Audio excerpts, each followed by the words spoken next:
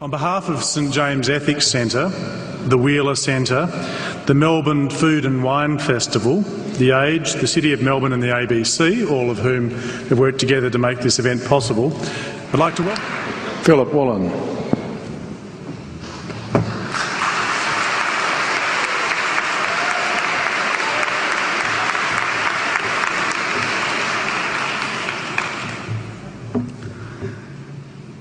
King Lear, late at night on the cliffs, asks the blind Earl of Gloucester, "How do you see the world?" And the blind man Gloucester replies, "I see it feelingly. And shouldn't we all? Animals must be off the menu because tonight they are screaming in terror in the slaughterhouses, in crates and in cages, vile, ignoble gulags of despair." You see, I heard the screams of my dying father as his body was ravaged by the cancer that killed him. And I realized I'd heard those screams before. In the slaughterhouse, their eyes stabbed out and their tendons slashed, on the cattle ships to the Middle East, and the dying mother wail as a harpoon explodes in her brain as she calls out to her calf. Their cries were the cries of my father. And I discovered that when we suffer as equals. And in their capacity to suffer, a dog is a pig, is a bear, is a boy. Meat today is the new asbestos, more murderous than tobacco. CO2, methane and nitrous oxide from the livestock industry are killing our oceans with acidic, hypoxic dead zones. 90% of small fish are ground up into pellets to feed to livestock. Vegetarian cows today are the world's largest ocean predators. The oceans are dying in our time. By 2048, all our fisheries will be dead, the lungs and the arteries of the earth. Billions of bouncy little chicks are ground up alive simply because they are male. Only 100 billion people have ever lived. 7 billion people live today. And yet we torture and kill 2 billion sentient living beings every week. 10,000 entire species are wiped out every year because of the actions of one. And we're now facing the 6th mass extinction in cosmological history. If any other organism did this, a biologist would call them a virus. It is a crime against humanity of unimaginable proportions. But happily, the world is changing. 10 years ago, Twitter was a bird sound. www was a stuck keyboard. Cloud was in the sky. 4G was a parking space. Google was a baby's burp. Skype was a typo. And Al-Qaeda was my plumber. Victor Hugo said, "There is nothing more powerful than an idea whose time has come." Well, animal rights today is now the greatest social justice issue since the abolition of slavery. Do you know there are over 600 million vegetarians in this world? And that is bigger than the United States, England, France, Germany, Spain, Italy, Canada, Australia, New Zealand, all put together. If we were one nation, we would be bigger than the 27 nations of the European Union. Can you believe that? And despite this massive demographic footprint, we are still drowned out by the raucous hunt and shoot and killing cartels who believe that violence is the answer when it should not even be a question. Meat kills animals, kills us, and is killing our economies. Medicare has already bankrupted the United States.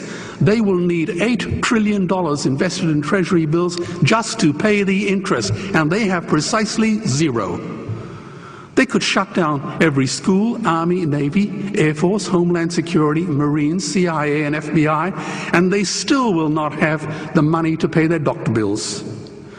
And our Cornell and Harvard say that the optimum amount of meat in a healthy human diet is precisely zero.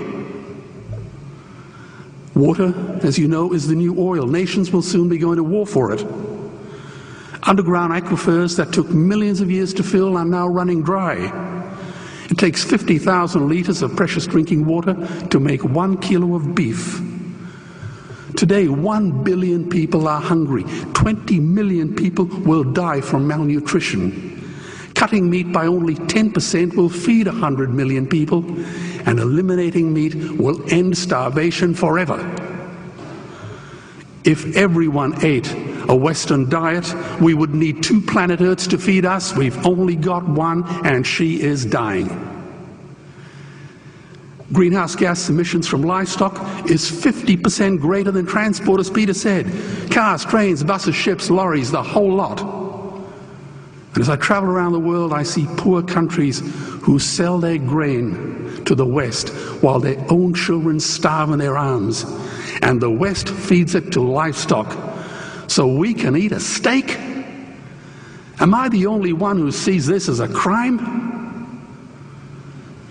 Believe me, every morsel of meat we eat is slapping the tear-stained face of a hungry child. When I look into her eyes, do I remain silent?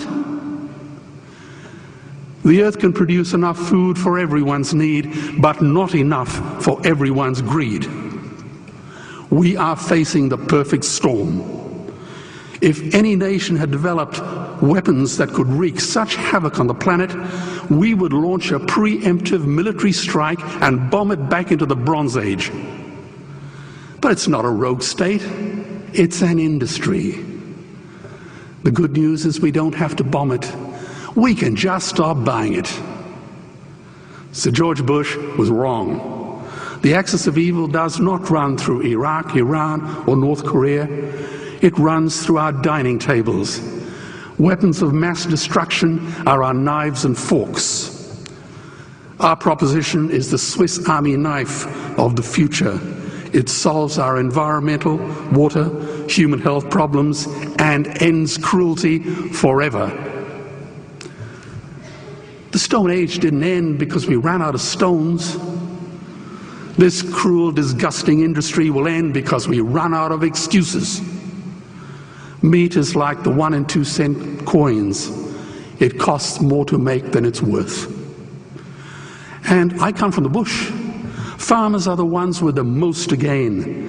Farming won't end, it would boom. Only the product line will change.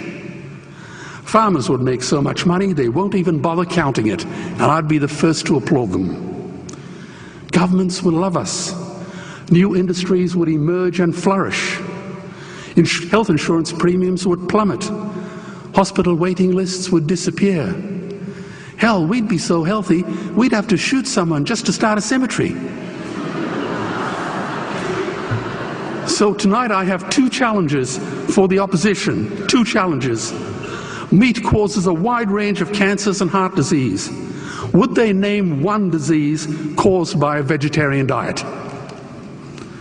And 2, I'm funding the Earthlings trilogy. If the opposition is so sure of their ground, I challenge them to send a copy of the Earthlings DVD to all their colleagues and all their customers. Go on, I dare you.